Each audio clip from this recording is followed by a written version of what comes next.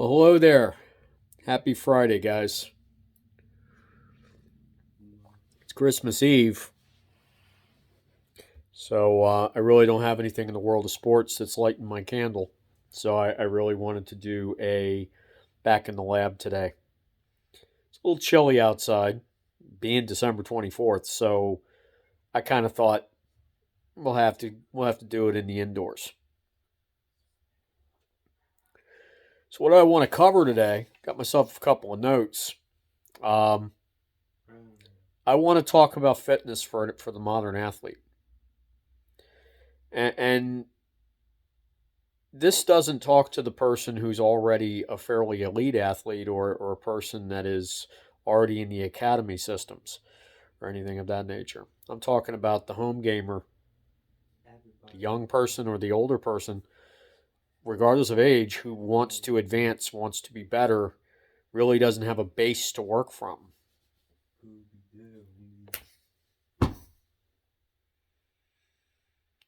So the base, sorry, dealing with some background noise there that I had asked not to happen.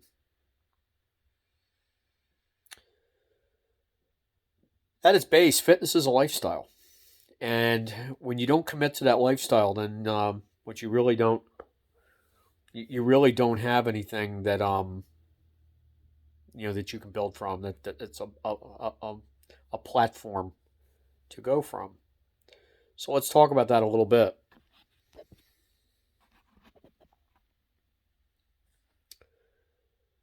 So fitness is being a lifestyle. You want to look at what you're eating. You want to look at how much hydration you're getting. You want to feed the beast. A handsome beast, hopefully, but a beast or a beautiful one if you're one of the ladies. So you watch what you're putting in. Balance in all things. Don't go all carb. Don't go no carb. You need carbs. You need proteins. You need fats. You need them all. You need them all. But everything in moderation. Another thing is if you have a difficult time with your belly, unless you have some sort of disease or some type of issue, many people would benefit from simply eating slower. Not eating after 8:30, 9 o'clock at night, but really eating slower. If you eat slower, the interesting thing is, and I'm proving this to so many people, your stomach doesn't work on an empty full gauge like your gas tank does in your car. It works on a timer. The nerves in your stomach send the all full after a certain amount of time. It's really not about how much is sitting in your stomach because it's metabolizing your food as you go. It doesn't sit there like a liquid. It doesn't just sit there and then when it gets to a certain level tell you you're full. It's metabolizing things as it goes. Your stomach acids breaking everything down. So if it was needing to get to a certain level, you'd eat all the time. It doesn't work that way. So it works on a timer. Ingenious, this machine that you are sitting in. Use it. So eat a little slower. Not only eating the right things, but eat a little bit slower so you can work on that portion control. All right, so then when you're actually moving around, what do you need to be doing? Okay, to me, it starts with flexibility. You need to be able to have relaxed arm swings, follow throughs, hit, swinging with supple, and then late power in all things. So you need explosiveness, but you also need supple and smooth with late power. Flexibility is key to that. And I don't care whether you're bowling, whether you're playing baseball, basketball, doesn't matter. So that flexibility is important. So stretching, critical. Don't ignore it. Do a lot of it. And I'm going to give you a 4-letter word. You're going to say, oh no, not that. Yoga. Do it. not only are there lots of hot girls there if you do a group yoga class, you're welcome. It's really good for flexibility and it's really good for body control and balance. Yoga is extremely good for the modern athlete. You'd be surprised how many of the elite athletes are into that stuff. Next thing you want to worry about is your core strength. There is a one-to-one relationship between the tone of your abdominal muscles, because there's a superhighway of nerves going up and down the middle of your body. There's a one-to-one relationship. It is causal. It is not a coincidence. When you have well-toned abs, your cognitive function is higher. It's quicker. It's true. It's been well studied. So working on core strength, whether it's sit-ups, whether it's crunches, planks, do some of that stuff. It's important. First thing in the morning, last thing in the evening, good times for that. Strength training is next. Strength training is important. What you need to do, and if you don't know how to do this, you need to hire somebody that does. Or find a YouTube channel that will actually give you, or an app that will give you the lesson plans, basically. But you want to do, in every muscle group, you want to do pushes and pulls. The reason you do that is because you always want to train the opposite side of each muscle and the opposite side of each joint, because that will enable you to have less chances of injury, and you'll be more durable. Your muscles will be durable. Those gains will be more durable. You won't have to keep backsliding or anything. So that's kind of how strength training works. Pushes and pulls. Okay? But the idea is that, it's the right way of explaining this.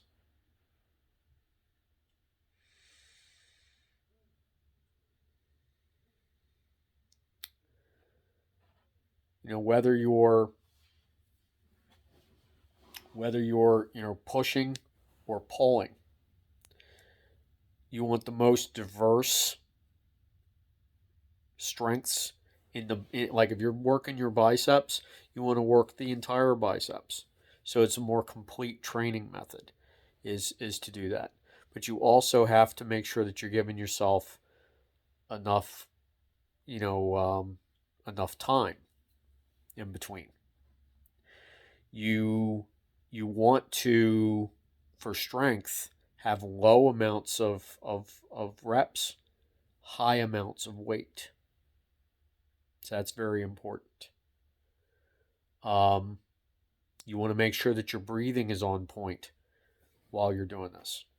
So that's very important as well. So the strength training aspect of this is a core aspect of your training. I feel like there's something I'm forgetting to tell you, but if it comes up, I'll kind of come back to it.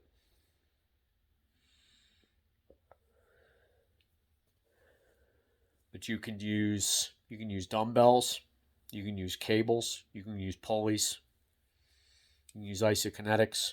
There's lots of different things that you can use. But that strength training is going to be critical to you, whether it's lower body, upper body, whatever it is, that you're able to get that explosiveness and that raw power from strength training. Now, the $1 million question that you're going to have to ask yourself is, what's going to be more important to you? Intensity or endurance? The answer is it's both. But there is one that's more important than another for the athlete. or for the person trying to lose weight. Okay? And that is intensity. Intensity gets the heart rate up. It raises the metabolism, meaning that it's going to eat more calories. It's going to burn more of your fuel that you've stacked in the shed for the amount of time that you're exercising. And that's very, very important. Cardio is important because you want to keep your lungs very healthy. You want to be able to sustain and have some level of endurance. Cardio typically is something you do for 30, 45 minutes, maybe even longer. But look this up on Google. High intensity interval training. HIIT. HIIT. This is something that's 15 minutes or less. It's an all-over exercise, all-over body exercise. You're getting up, down. You're changing your levels. You're going up and down, side to side. A lot of flexibility. A lot of raw power. It hits every single muscle group in your body. So if you could only do one thing, this would be the one thing you do. But don't just do one thing.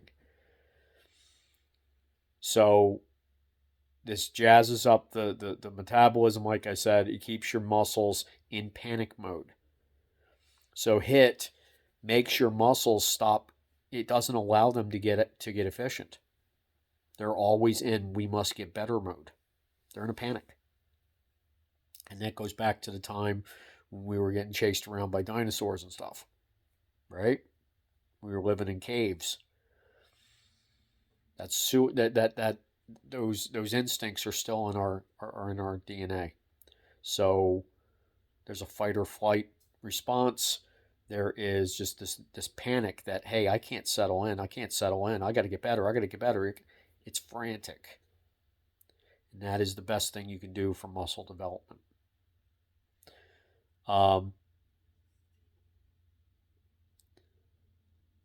Like I said, the efficiency that you gain from being, the longer you're doing cardio, your body begins to adjust to it. So if you're doing cardio, which you should also do as your number 2, you should do some of it. If you're doing cardio, you got to change it up a lot.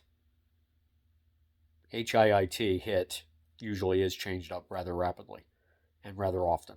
But cardio, people tend to, I'm going to do some bike, I'm going to do some treadmill. You better break that up and you better change it up. Because your body will adjust to it and become efficient. And then you end up with the dreaded plateau, which is also the dreaded, I don't feel like working out anymore. I'm not seeing the gains anymore. And we ain't having that.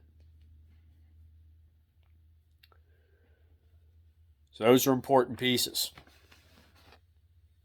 So we want the short bursts. We want high weights.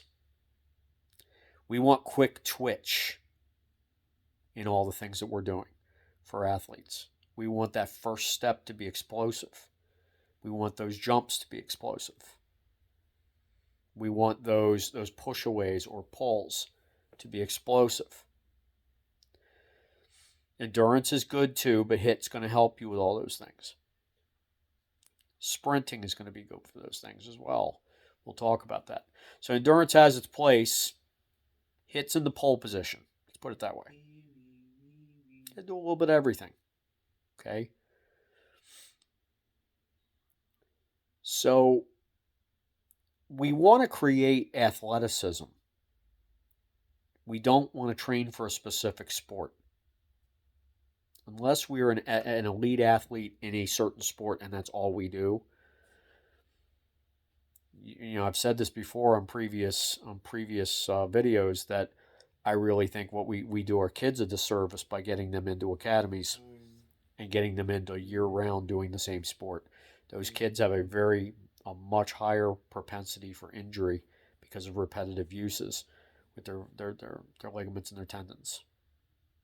Especially when we start them too early doing things that are destructive. So we really want to create athleticism in our kids, but also in our adults who are, maybe multi-sport athletes, which is what I believe we should be. Should all be trying to be modern day Jim Thorpes. Try to be good at 2 or 3 or 4. Don't do one thing. Do many things. Be a Renaissance man, for God's sakes.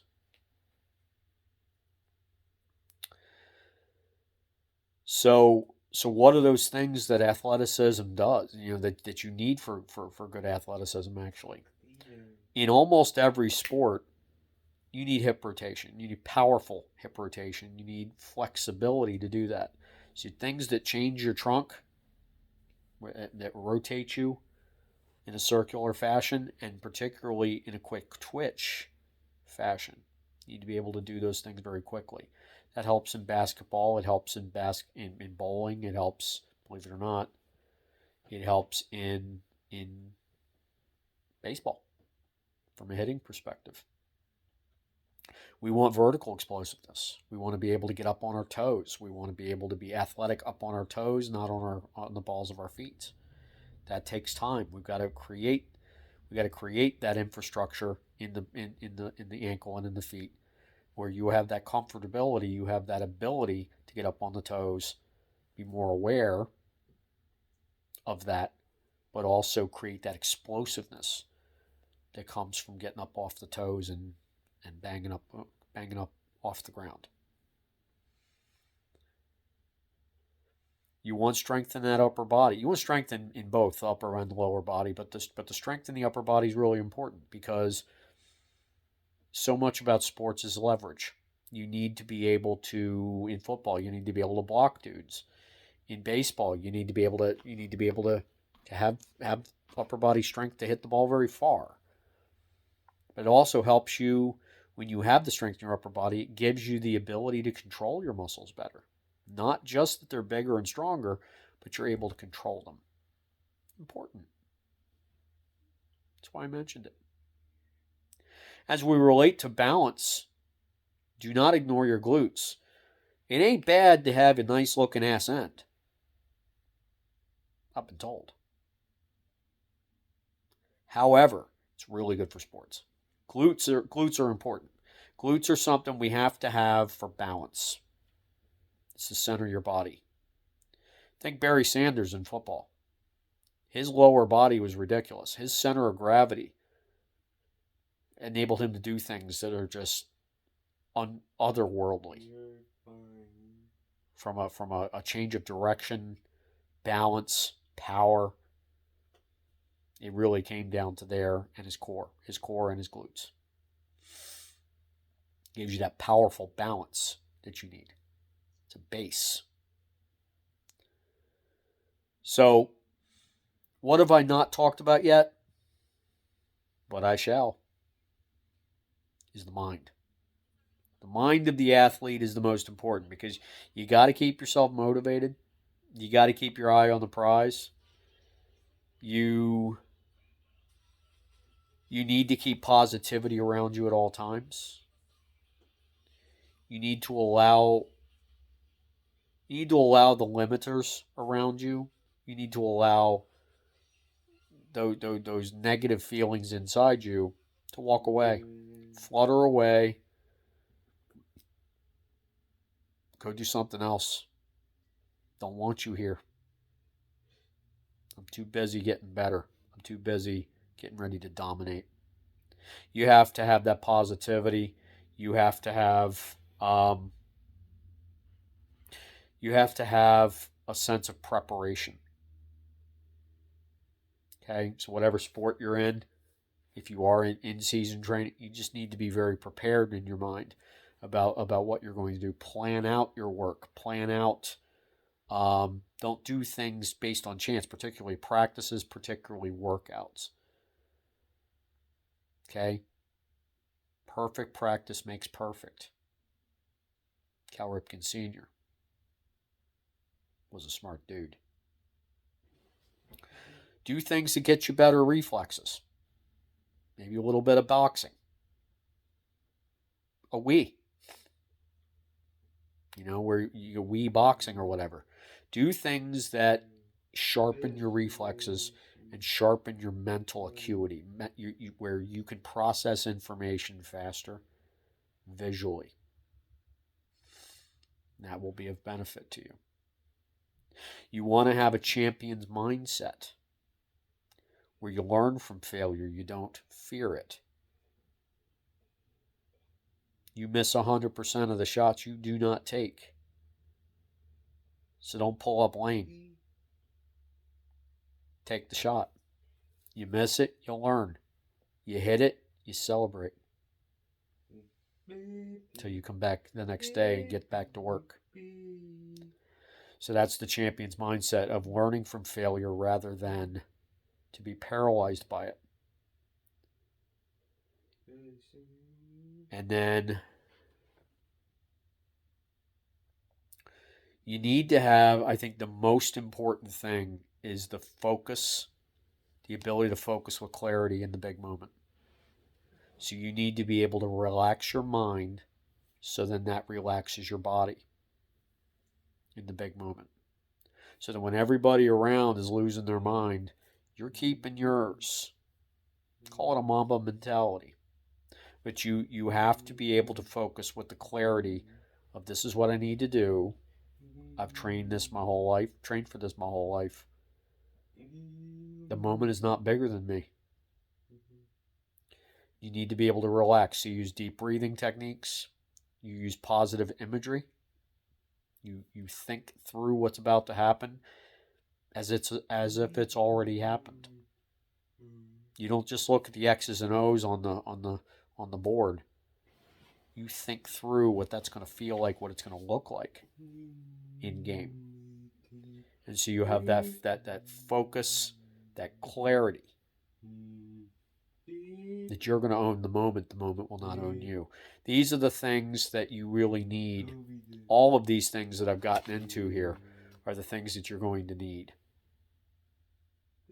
if you want to be at the top of your sport, whether that's at the age of 51 like myself,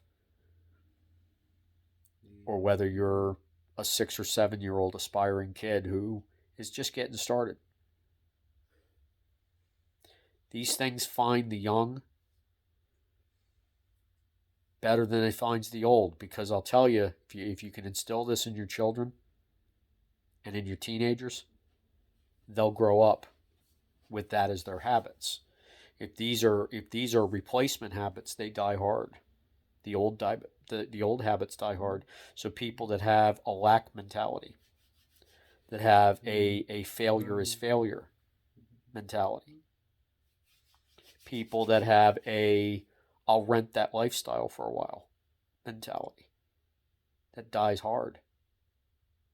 The earlier you implement this and you make it your life, this is not part of your life. It is your life. Your life is disciplined. You go out and you have your fun when it's supposed to be. But there is no, this is something that's off in the corner. This is who you are. This is your identity. It's what you believe in. It's your creed. Right? So as I'm coaching you through this, maybe next week we'll talk a little bit about some of these things in multiple silos here, or we can talk about how to do this. But you can get benefit. Oh, and I just remember what I was missing on the strength training part is that when we talked about pushes and pulls, when you are doing a rep, don't be that guy at Gold's Gym who screams at the rack, number one. But number two, don't be the guy who does the rep and he's just like, get it up quick. Bring it down quick. Boom, boom, boom. See, he thinks he's cool. But that guy that's benching 250. No. One moment, please. Damien, I asked you to be quiet, please. Thank you. Somebody could use some discipline. He's about to get some if he's not careful. Let me go back to my point.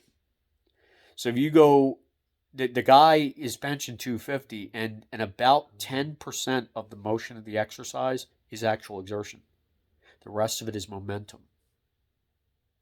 So keeping the weight on a controlled trajectory where you're going up slowly holding it in lockout, and then bringing it down in a controlled fashion where you're almost pulling the bar.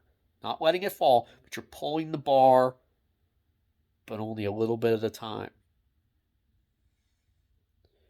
The 100% rate of usage throughout the exercise means that instead of having to bench 250, you can bench 100 and do the exact same work. Not a joke. It's where your gains go, bro. It's where your gains come from, bro. There's an awful lot of people in that gym that look impressive, got a lot of plates on that thing, and they're always complaining their gains aren't coming fast enough. I just told you the cheat code on it. So whatever exercise you are doing, you do the entire range of motion slowly. Now you're exerting the heck out of it, and it's a short burst exercise. So it's a boom, but when you do a short burst exercise, and boom, but then you don't just let it come back down, and then boom again, boom, and then the negative side of the exercise is exertion as well. Now you're cooking with gas. So I hope this has been helpful, but we'll see if maybe we can put some silos together next week in this as we go into 2022, making 2022 a special year for the ages for you, for any of your loved ones, anybody that you think could benefit from something like that. I'll call them in the labs, but I'll try to hit each one of these silos in the coming week, maybe even into the first week of January as well. I enjoy making these versus the get off my lawn stuff that I typically do. Coaching, when done right, is a very positive profession. It's a very positive, you have to be very positive with how you do things. When there are lessons that need to be learned, you put them first, and then you close with a positivity. When you think about it, if you're trying to correct somebody, and if you think they're worthwhile keeping, they're good players, they're good athletes, you need to build them up. But you got to correct them. Just like with your muscles. You destroy the muscles, and then you build them. You destroy, and then you build. You do this mentally, you do this emotionally, you do this physically. And that's how you build.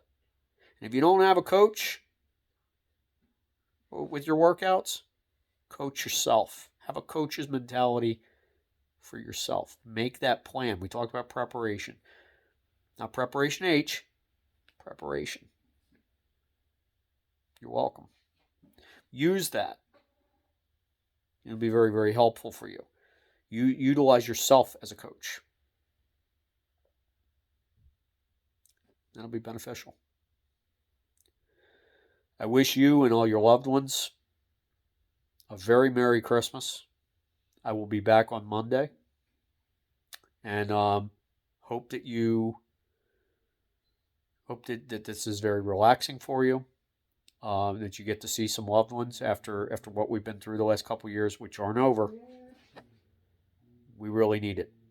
So as a country and as a community and as individuals, we need that sense of community. We need that sense of belonging. So make it a good one tomorrow. Enjoy it. Especially let those kids enjoy themselves. And I will holler at you on Monday. Peace out, me homies. See ya.